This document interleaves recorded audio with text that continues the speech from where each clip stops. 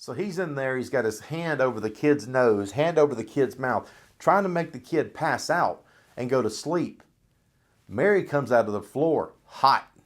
You ain't gonna do that to a woman's kids and get away with it. Matthew leaves, gets back in the bed. He just crawls back in the bed, puts his head on the pillow like he's finna go to sleep. He's about to go to sleep. Sleep. Then at some point, I just realized he wasn't chasing me. And I just had to go back in and face the realization. It's just, when you actually see somebody that's just died, they just change appearance in a matter of seconds. Just terrible.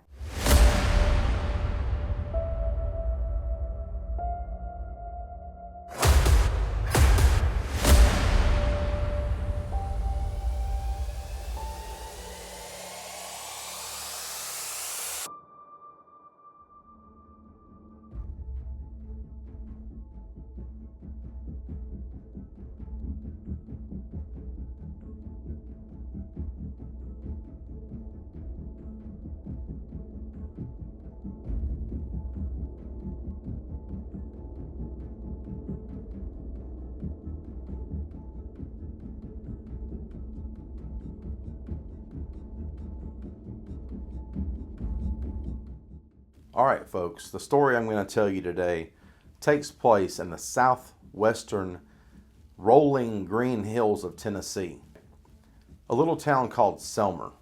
The subjects today are Matthew and Mary, just like from the Bible.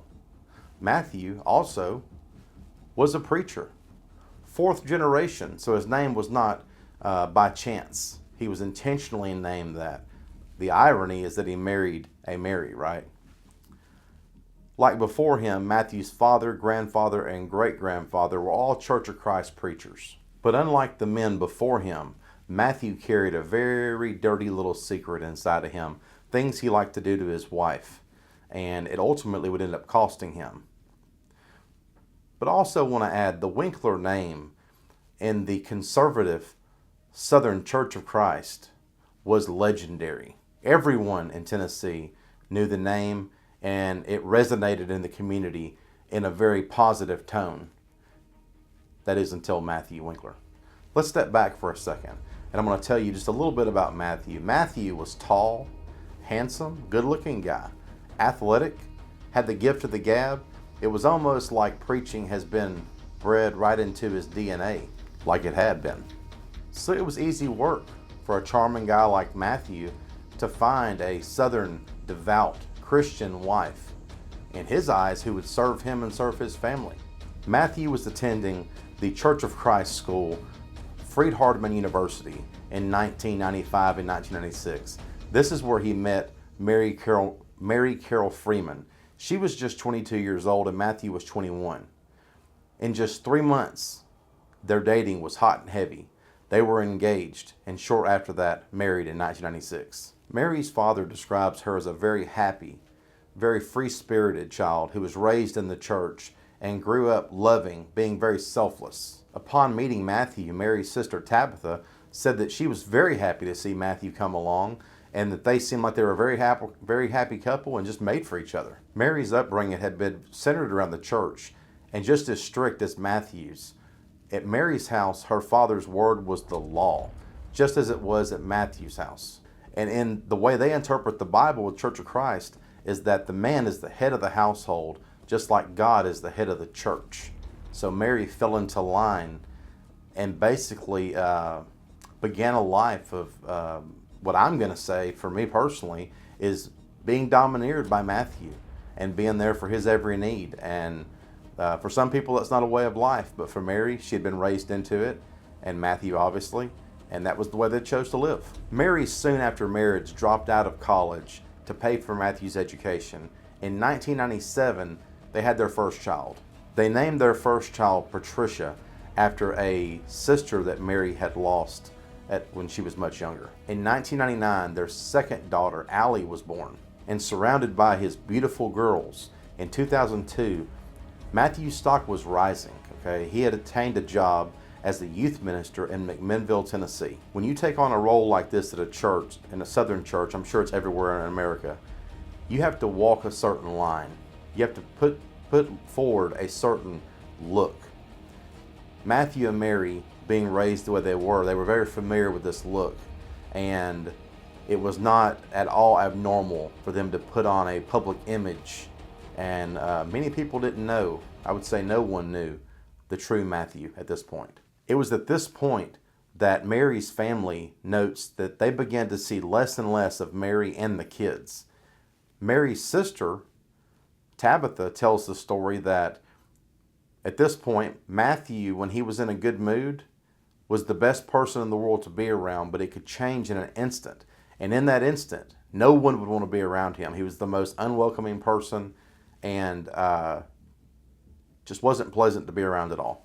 In February of 2005, Matthew and Mary gave birth to their third daughter, Brianna. Just about a month later, Matthew received a call. He had been offered a lead pastor job at the 4th Street Church of Christ in Selmer, Tennessee, which is located about 80 miles east of Memphis. One of the church members noted that as of 2006, Matthew had successfully had been completing his job. The community was coming together. The family had settled in nicely.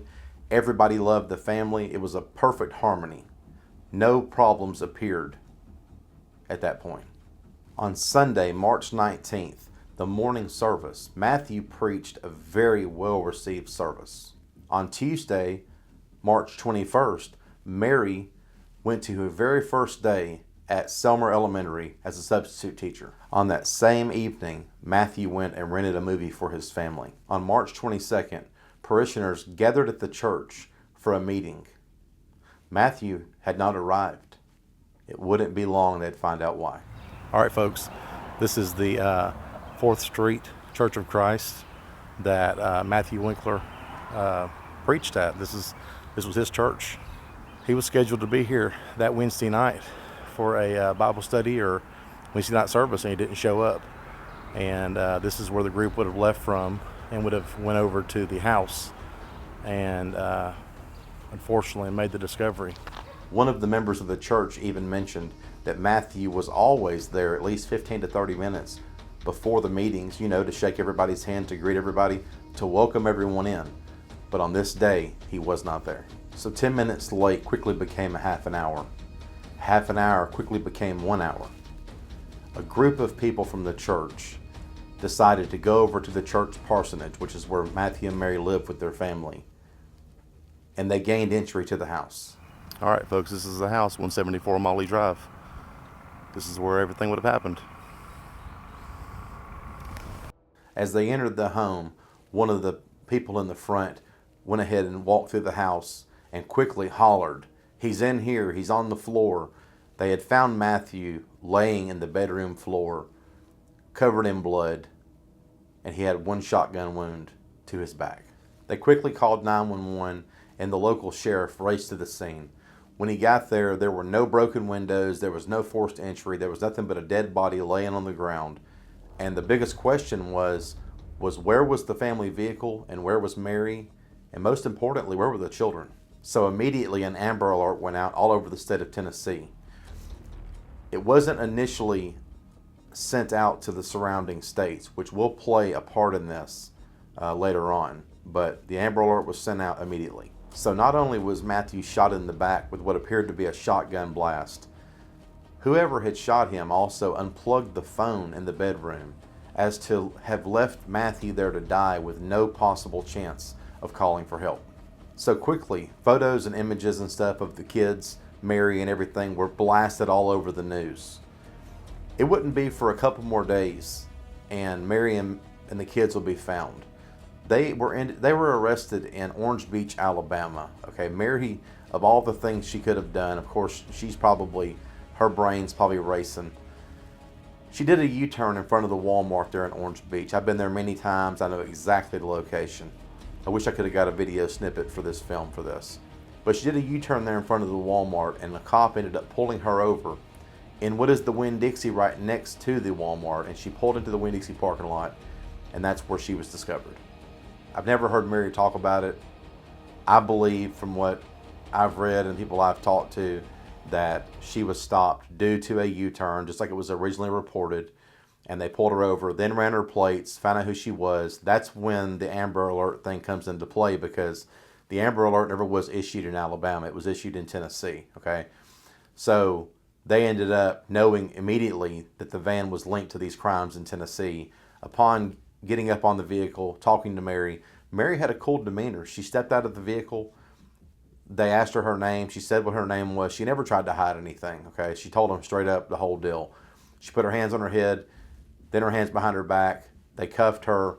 The 3 kids were found in the van. The kids were turned over to protective services. And they also found the 12-gauge shotgun in the back of the van. So Mary was taken to the local police station. She was handcuffed to a bench.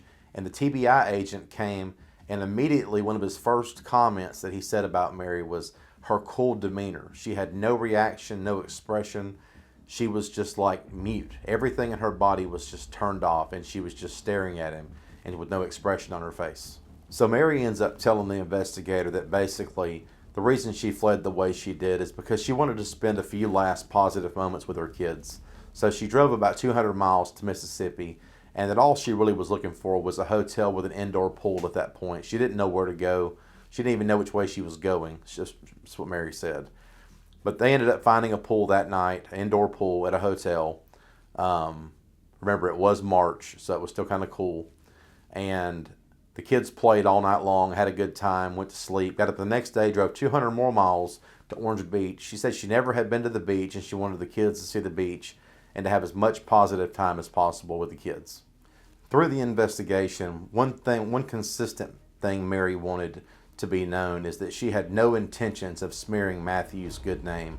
The things he had done to her, even at that point, she still, even though she had killed him, she still did not want Matthew's name rubbed wrong in the media for all of time. She was trying to still protect that man after all this. Just a couple days later, on Friday, Mary was drove back to Selmer, Tennessee, where she gave a full written confession of what she had done. At that point, Mary was charged with capital murder. She gave temporary custody of her 3 children over to Matthew's parents, the Winklers. It was the very next day, sitting in her cell. The whole country was watching this story on all the major newscasts, and an unexpected visitor walked into her jail cell.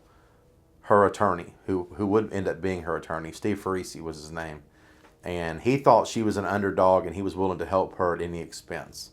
So we're going to jump forward. They prepare her case, and everything takes about a year to get ready. Her trial starts in Selmer almost a year to the date after the shooting. It seemed like a no-brainer case, right? Christian wife picked up a shotgun, shot the preacher in the back while he was sleeping, unplugged the phone, let him lay there and drain of all blood, threw the kids in the van, and ran off and left him. Seemed pretty simple, right? I mean, after all, they had the murder weapon in the back of her car in her possession with Matthew's DNA on it. And then they also had the confession, right? But let's not forget, you're in the Bible Belt, okay? The deep Bible Belt. And people were asking themselves, what in the world could have made this woman shoot her husband? So they went to digging for answers as to why this might have happened. They quickly came across the Winklers' finances, and they were in absolute shambles to the tune of about, they were in debt up to about $17,000 in their account. Mary had been involved in a check kite scheme where this company was sending Mary checks, and in exchange for these checks that were supposed to be good, and she was going to park money in her account, Mary would then have to return and send them back money, which was good money from her account. She ended up putting herself in about $17,500 worth of debt due to this scheme.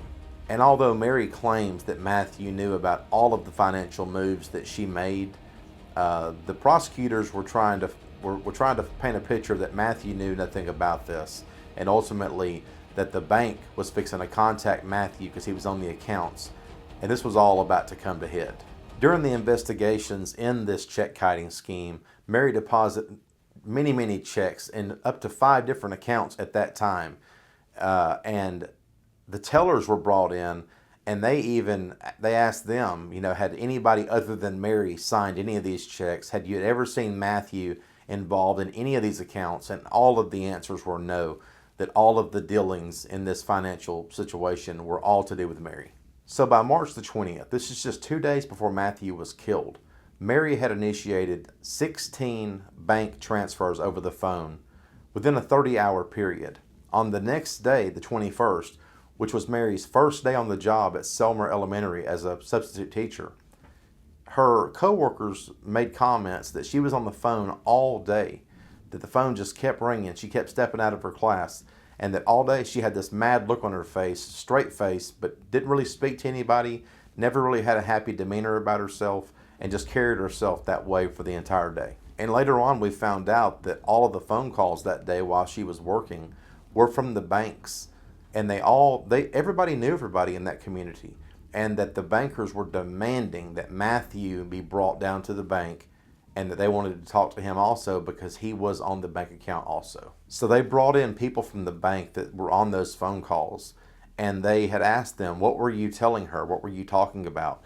And essentially what they had said was that they gave her a deadline, that she was going to be turned over to collections and to a department in the bank that basically was going to expose and go after her for what she had done. And that deadline was March 22nd.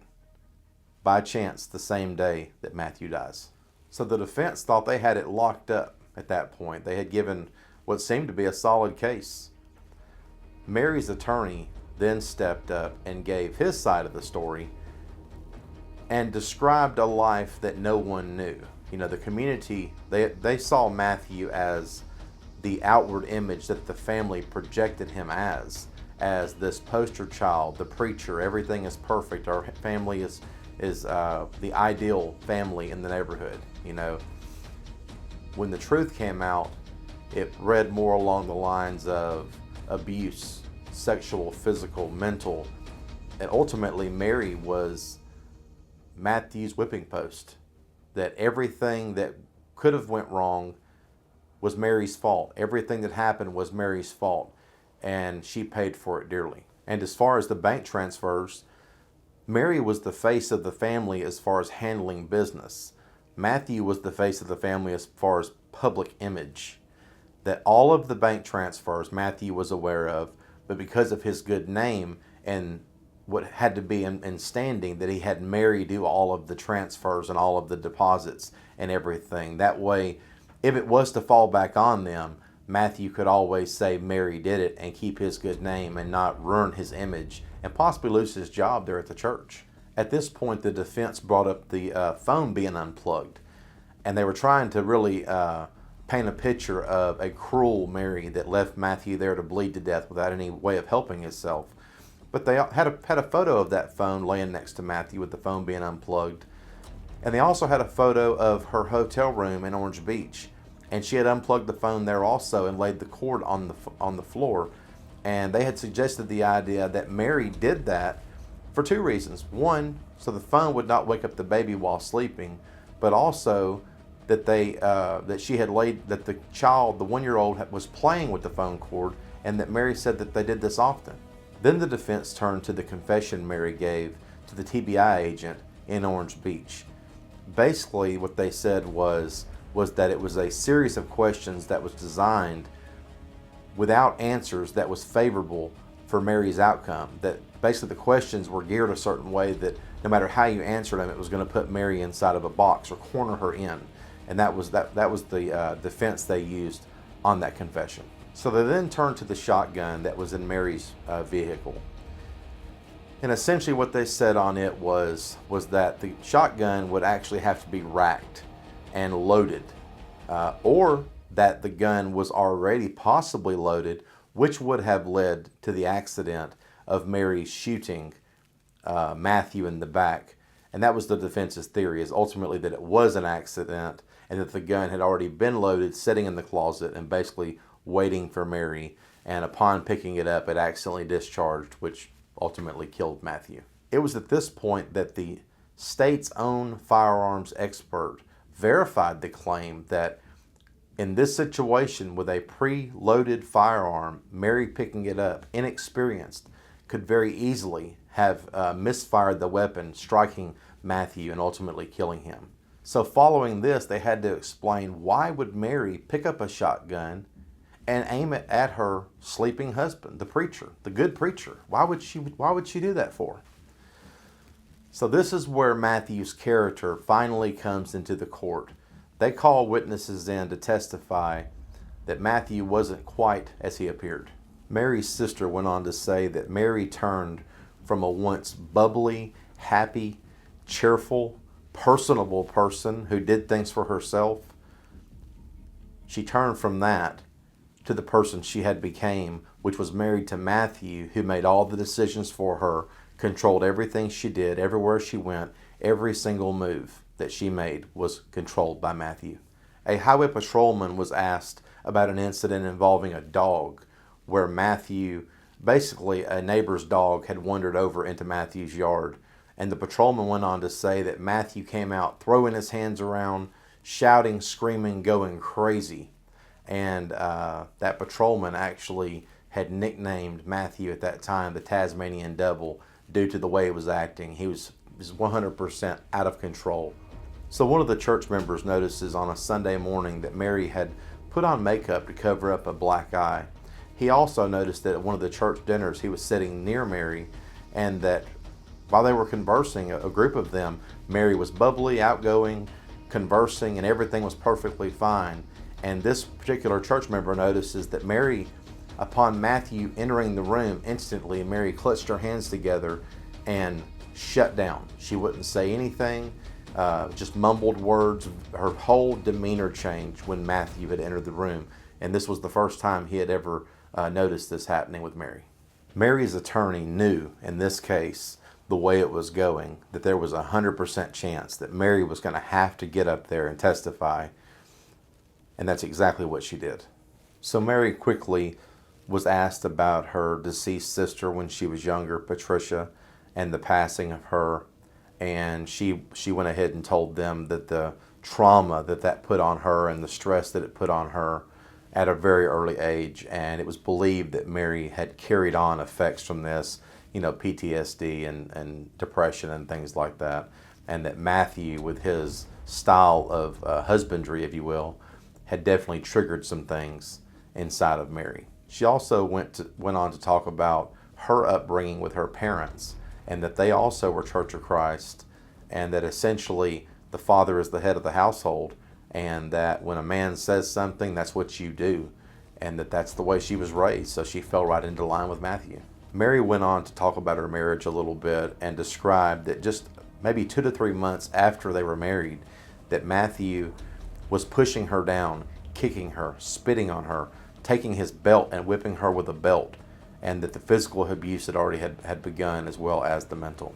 Mary testified that when Allie was just a baby, that Matthew would get so out of hand with the children that occasionally spanking her, he had gotten out of sorts, and she tried to calm him down for not hitting her so hard. Mary went on to say that when they were in McMinnville early in their marriage, that she had asked Matthew for a divorce, and that he said that he also wanted a divorce, but they were already so involved in his career as a preacher, a Church of Christ preacher, that a divorce at that point is just like basically washing your whole life away when you're a preacher. Everything that you've built up at that point is going to be washed away, and your career pretty much is over. So Matthew said no. Matthew, in fact, had threatened Mary many, many times with the same shotgun that ultimately ended up ending his life. He would point it at Mary and say, accidents can happen just like that. And he also said that if he ever heard her back talking him, that he would cut her up into 1,000,000 pieces. She said she hid everything from everybody because she was so ashamed of the life they lived, and she did not want, the whole livelihood was based around the church. If the secrets came out, he'd lose his job. They'd lose the parsonage, which was a huge piece of income for them. She had to keep the secret. So at this point, Mary's attorney hands her a bag and says, "Mary, open the bag and take the contents out." And when she does, the whole courtroom gasps.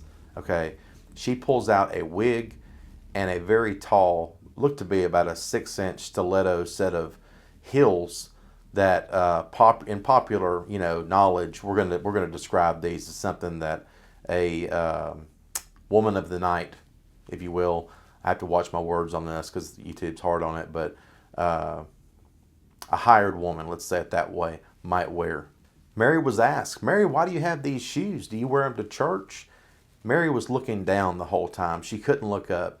They noticed that she put the wig and everything up on the edge of the stand there, and she turned her head away from it, and she wouldn't even look at it. And he said, "Do you wear these to church, Mary?" And she said, "No." He said, "Who bought these?" "Matthew." "Why do you have them?" And she said, "For sex." Matthew had very perverse ways. And it came to find out later on that they discovered on Matthew's computer hundreds upon hundreds of images and videos of adult nature. Not so befitting of the good preacher, right? In fact, not only did Matthew have a fascination with this type of images and videos, he forced Mary to watch it with him. And then after that, and I have to watch my words carefully, he forced her to do what she considered to be unnatural adult activities. So Mary goes on to say that on March 21st, that Matthew had went and rented Chicken Little for the girls to watch. They ordered pizza, had a family night. By all normal standards, I think everybody would have considered that a normal night. The kids ended up going to bed. Matthew and Mary had adult relations. They asked, were they the normal kind? And Mary went on to say, well, normal for us, which probably means no. So Mary falls to sleep shortly after that. She wakes up around 6 a.m. in the morning to being kicked in the middle of the back by Matthew. She ends up on the floor. She then comes to and hears a baby screaming on the monitor there in the bedroom. In the defense, they have this theory that she went into a fog that was induced by the PTSD from losing her sister earlier in life and the ongoing traumatic stuff Matthew had been putting her through. But when she comes out of the floor, the baby is screaming in the nursery. She enters the nursery and Matthew's already in there with the child. She witnessed Matthew holding his hand over the child's mouth and pinching the child's nose, trying to once again make the child pass back out to go to sleep, just because the child was crying. Upon Mary entering the room, Matthew turns loose of the baby, turns around screaming, storms out of the room and slams the door. He he goes back to the bedroom and gets back in the bed and goes back to sleep. Mary calms down the baby. She then goes in after the baby goes back to sleep, or calms her down anyways. It doesn't really say if she went to sleep or just got her calm, but she calmed the child down, let me specify. She then goes into the kitchen and makes a pot of coffee. It's at this point things get really vague. Mary doesn't have a lot of answers. All that she really knows is that she kind of comes to and she's standing there at the foot of the bed holding the shotgun, and she hears a sound. They ask her many questions, and she doesn't really have any answers that are satisfactory to anybody. She just knows that she has the gun at that moment. She kind of blacked out after making the pot of coffee, and she hears a boom. Mary then states that she went into full panic mode. She thought Matthew was going to come after her and kill her, that she didn't even realize at this point he had been shot. She thought it might have hit the window, the wall, the ceiling, but she dropped the gun and ran off. When she realized he wasn't coming after her, she went back in and saw that he was bleeding.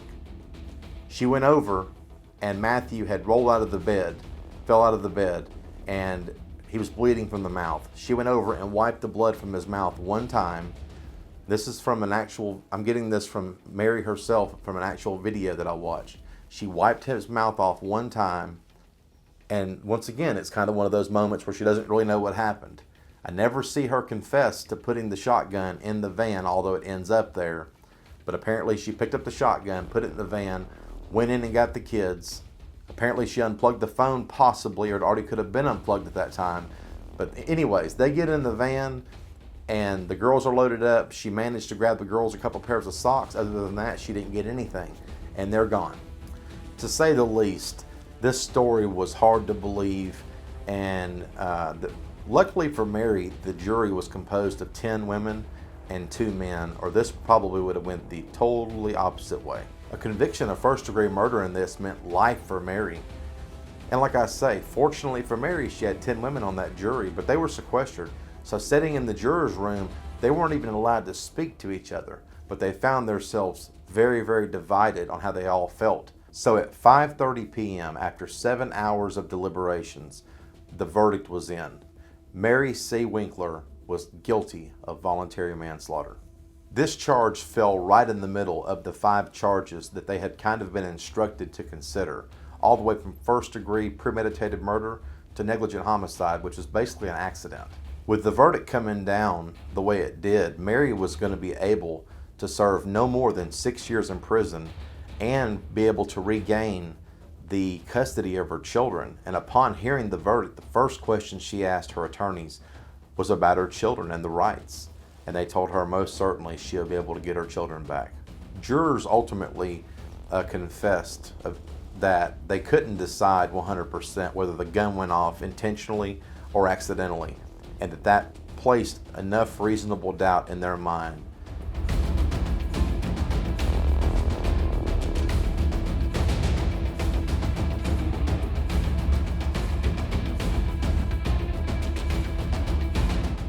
And that's all the time she actually spent being detained anywhere. Now, following that, she was placed on probation. Needless to say, I think the defense considered this a victory. The prosecution took some comfort in the verdict also, and they actually said, let's not forget, she was found guilty of a Class C felony, which is meaningfully and willingly committing a homicide. So they felt a bit of a victory also on their side. And that's that. As brutal as it was, it ended so quickly. Mary served her time. I will tell you that she did regain custody of her children. She raised them. She has bounced from job to job, from what I understand. I do know where Mary lives. She does still reside in Tennessee. I actually know her address. I will not put that on here for her personal stuff. I did try to reach out to Mary to do a little bit of a commentary on this. I never heard back from her, so I'll just say that she politely declined. I would love to do something with her one day if she wanted to. Anyways, with that, we're going to move on now. I'm going to take you out to more of a northern Tennessee area, quite a bit of a drive from Selmer, where Matthew was buried at. I'm going to take you there and show you that. We're going to have a little bit of a discussion, and we'll wrap this up.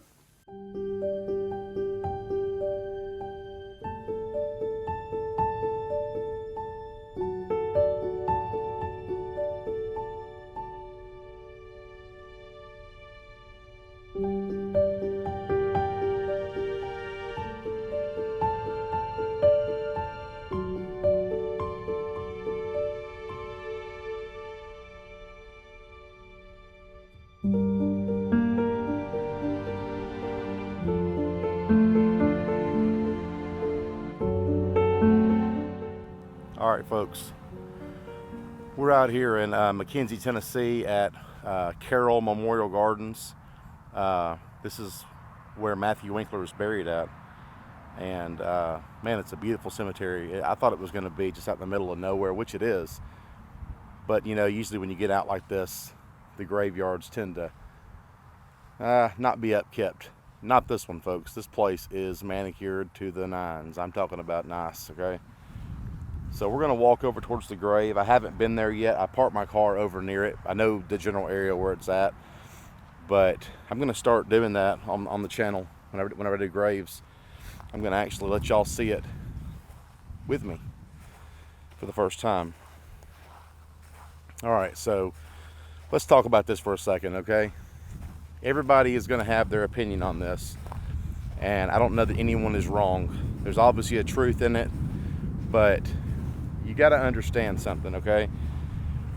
Everybody's perspective on normalcy is different, okay? I side one way. I tend to lean a little more in the defense of Mary on this one. I know a bunch of y'all just went, want to kill me right now. Just hear me out. I know you have your side of the opinion. This is mine, okay? It doesn't make you wrong or right.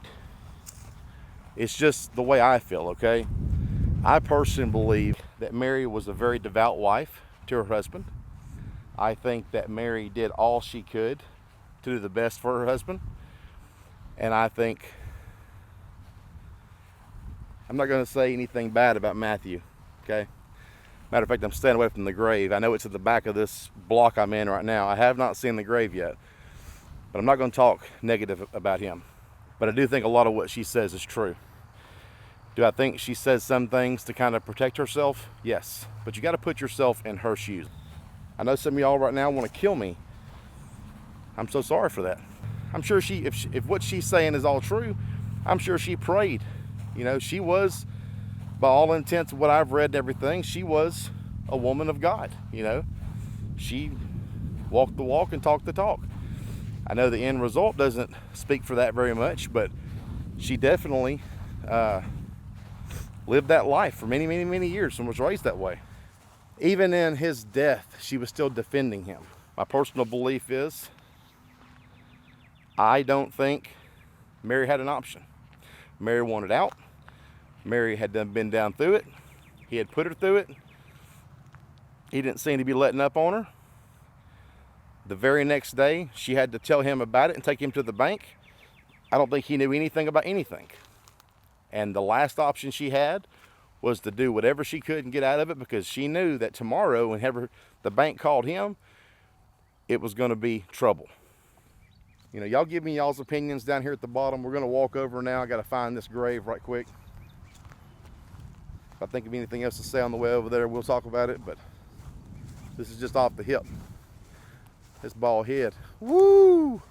That sun done got me today. And one time instances is not what happened here, okay? That at least can be agreed upon. This was a cumulative thing that happened over time. This was not a one-hitter quitter, okay?